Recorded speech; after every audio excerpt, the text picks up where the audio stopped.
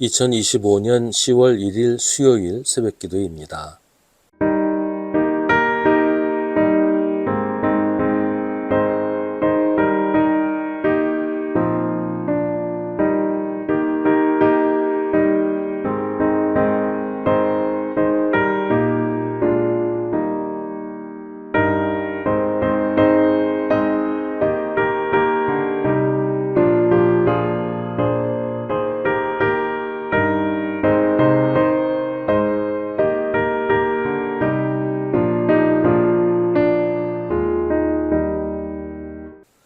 누가복음 19장 1절부터 10절입니다. 예수께서 여리고에 들어가 지나가고 계셨다. 삭개오라고 하는 사람이 거기에 있었다. 그는 세관장이고 부자였다. 삭개오는 예수가 어떤 사람인지를 보려고 애썼으나 무리에게 가려서 예수를 볼 수 없었다. 그가 키가 작기 때문이었다. 그래서 그는 예수를 보려고 앞서 달려가서 뽕나무에 올라갔다. 예수께서 거기를 지나가실 것이기 때문이었다. 예수께서 그곳에 이르러서 쳐다보시고 그에게 말씀하셨다. 삭개오야, 어서 내려오너라. 오늘은 내가 네 집에서 묵어야 하겠다. 그러자 삭개오는 얼른 내려와서 기뻐하면서 예수를 모셔드렸다. 그런데 사람들이 이것을 보고서 모두 수군거리며 말하였다. 그가 죄인의 집에 묵으려고 들어갔다. 삭개오가 일어서서 주님께 말하였다. 주님, 보십시오. 내 소유의 절반을 가난한 사람들에게 주겠습니다.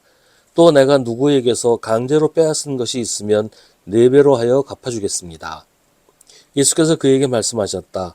오늘 구원이 이 집에 이르렀다. 이 사람도 아브라함의 자손이다. 인자는 잃은 것을 찾아 구원하러 왔다. 아멘. 삭개오의 이야기는 우리에게 구원의 과정에 대해서 단순하면서도 아주 명료하게 보여줍니다. 어느 날 예수님이 여리고를 지나가고 계셨어요.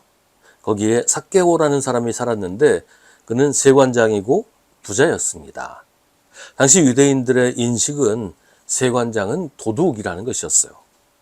세관장은 로마에 내는 세금을 걷는 직업이었는데 정식으로 임명된 공무원이 아니라 로마 당국에 입찰을 해서 지명되는 자리였어요. 그래서 세관장이 되려고 뇌물을 많이 바쳤어요. 또 한 번 지명되면 계속 할 수 있는 게 아니라 주기적으로 재지명을 받아야 했기 때문에 그때마다 또 뇌물을 바쳐야 했지요. 그래서 세관장이 되려면 많은 돈을 바쳐야 했습니다. 로마는 세관장에게 할당량을 정해줍니다. 얼마를 로마에 바치라. 그것만 바치면 돼요. 근데 그렇다고 뭐 월급을 주는 것도 아니고 배당금을 주는 게 아니었기 때문에 세관장은 로마가 할당한 금액보다 훨씬 더 많은 액수를 세금으로 책정해서 걷었어요. 그래야 자기도 자기한테도 떨어지는 게 있으니까요. 어차피 많은 돈을 들여서 세관장이 된 것은 그보다 더 많은 돈을 벌기 위해서였으니까 가혹할 만큼 많은 세금을 걷었고 그것도 인정사정 볼 것 없이 걷어들였습니다. 그래서 세관장에 대한 유대인들의 인식은 가혹하게 착취하는 도둑이요 강도인데다가 로마에 빌붙어서 돈을 버는 매국노라는 것이었습니다. 그래서 유대사회에서 세관장, 세리는 죄인의 대명사였습니다. 삭개오는 세관장이었습니다. 그래서 부자였습니다. 그리고 죄인이었습니다. 그런데 삭개오가 사는 동네에 예수님이 오셨습니다. 삭개오는 예수님을 보고 싶었어요. 하지만 무리에게 가려서 볼 수가 없었습니다. 성경은 삭개오가 키가 작았기 때문이라고 설명합니다. 그래서 삭개오는 뽕나무에 올라갑니다. 나무 위에서는 사람들에게 가리지 않고 잘 볼 수 있을 테니까요. 그러니까 삭개오는 예수님을 직접 만날 생각은 하지 않았어요. 그럴 엄두도 나지 않았을 거예요. 자기는 죄인이니까 예수님 만날 엄두가 안 났겠죠. 그냥 멀리서라도 보기만 하면 좋겠다 이런 생각이었어요. 근데 예수님은 삭개오를 부르십니다. 삭개오야, 어서 내려오너라. 오늘은 내가 네 집에서 묵어야 하겠다. 이게 첫 번째입니다. 언제나 예수님이 먼저 우리를 찾아오시고 시작하십니다. 우리가 아직 예수님이 누구신지 알지도 못할 때 예수님이 먼저 우리에게 찾아오셔서 우리를 부르십니다. 많은 사람들이 그 부르심을 깨닫지 못해요. 누가 전도를 하든지 우연히 기독교 방송을 보게 되든지 아무튼 어떤 식으로든 예수님이 우리를 찾아오시는데 우리의 마음의 문을 두드리시는데 그걸 깨닫고 응답을 하면 그 다음 차례로 이어지게 돼요. 예수님의 부르심을 들은 삭개오는 나무에서 얼른 내려와서 기뻐하면서 예수님을 모셔드립니다. 근데 사람들이 수군거려요. 그가 죄인의 집에 묵으려고 들어갔다. 사람들은 의인이라야 구원을 받는다고 생각했어요. 물론 의인도 구원받을 수 있죠. 근데 의인이 누굴까요? 어떤 사람이 의인입니까? 세상에 하나님 앞에서 의인은 아무도 없습니다. 하나님 앞에서는 모두가 죄인일 뿐이지요. 그러니까 예수님은 당연히 죄인에게 오실 수밖에 없는 거예요. 의인이 없으니까 죄인에게 갈 수밖에 없는 거죠. 하지만 자기가 의인이라고 생각하는 사람은 있어요.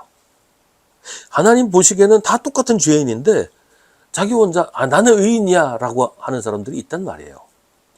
나는 죄 없어. 그러니 나의 의가 나를 구원할 거야. 그렇게 믿는 사람들이 있어요. 그런 사람들은 예수님이 필요 없어요.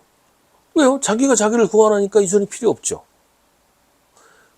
근데 아무도 그럴 만한 사람, 그렇게 의인인 사람이 없다는 게 문제입니다.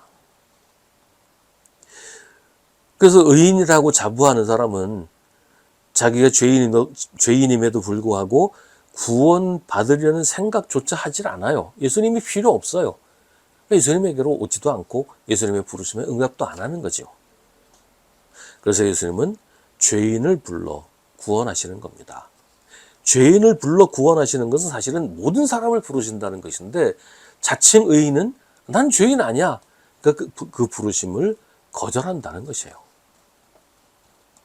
그 다음 순서는 회개입니다. 삭개오는 구체적으로 회개합니다. 소유의 절반을 가난한 사람에게 주고 내가 강제로 빼앗은 것이 있으면 4배로 갚겠다고 합니다. 구원받기 위해서 재산을 바쳐야 한다. 그게 아니고 죄 지은 게 있으면 회개해야 된다는 것인데 회개라는 것은 그냥 마음속으로 내가 잘못했다. 이게 아니고 자기의 잘못에 대해서 책임을 지는 겁니다. 남의 것을 빼앗아서 부자가 되었으면 그에 대한 회개는 자기가 남의 것을 빼앗은 것을 돌려줘야 되는 거예요. 회개는 아주 구체적인 겁니다. 잘못을 바로잡는 게 회개예요. 잘못을 바로잡을 생각은 하지 않고 나는 회개했어 라고 얘기하는 것은 거짓된 것이다. 성경은 말합니다. 회개하는 삭개오에게 예수님은 구원을 선포하십니다. 오늘 구원이 이 집에 이르렀다. 이 사람도 아브라함의 자손이다. 그렇게 예수님은 우리를 구원하셨습니다. 이제 우리를 통해 아직 예수님을 만나지 못한 사람들을 만나려고 하십니다. 이제 우리가 삭개오에게로 가야 합니다.